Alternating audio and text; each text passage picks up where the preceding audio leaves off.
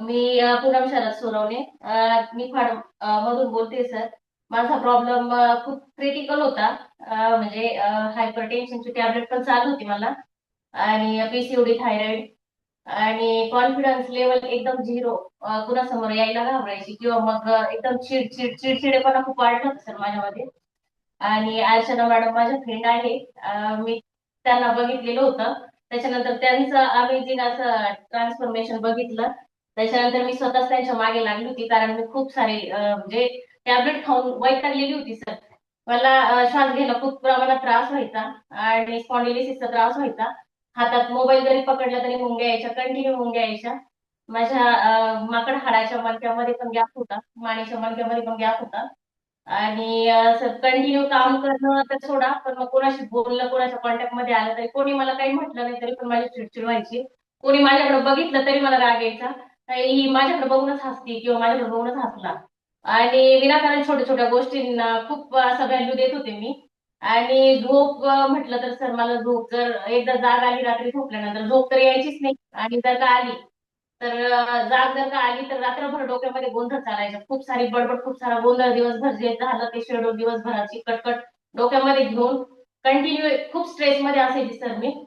पण मी फक्त weight loss साठी आले होते सर. मला अर्चना मॅडम काही बोलले नव्हते तुमचं हे सगळं काही बरं होईल म्हणून. मी वेट लॉस करायला आले सर.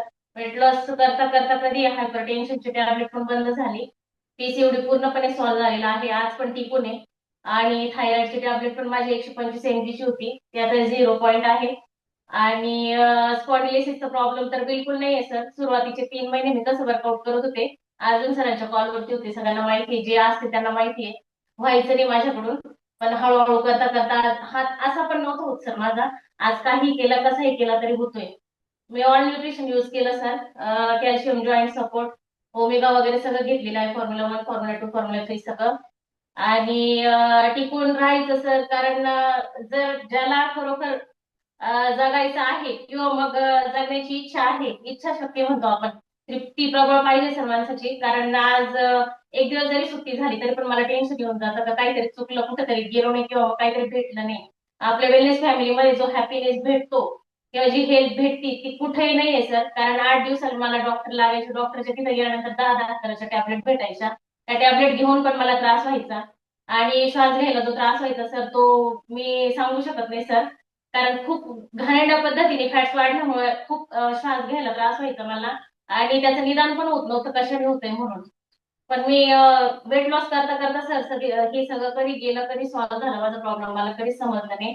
आणि आज मी खूप हॅपी आहे सर. कॉन्फिडन्स लेवल पण जो कॉलेज टाइमला होता त्याच्या टाईप मध्ये आलेला आहे. आणि मी मला उठवायची गरज कधीच लागली नाही, कारण मी स्वतःच ठरवलं होतं मला हे करायचंय. अर्चना मॅडमचा कॉल येण्याआधी मी उठलेली असायची, 4:30ला लॉग इन असायचं सर अर्जुन सरांच्या कॉलवरती. प्रत्येकाला स्वतःमध्ये चेंजेस करायचे असतील तर सगळ्यांनी टिकून राहणं खूप गरजेचं आहे सर. कन्सिस्टन्सी खूप महत्वाची आहे आपल्या फॅमिलीमध्ये. आणि 1 महिना, 2 महिने, 3 महिन्यामध्ये मला रिझल्ट आलेला नाही सर. मला पूर्ण 9 महिने लागले. 9 महिन्यानंतर मी कंटिन्यू केलं. आणि माझा रिझल्ट पण टिकून ठेवला सर.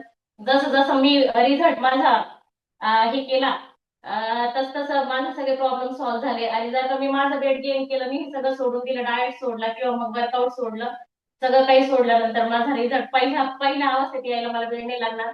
तर कन्सिस्टन्सी ठेवा, तरच तुमचा रिझल्ट टिकेल सर. Yes sir.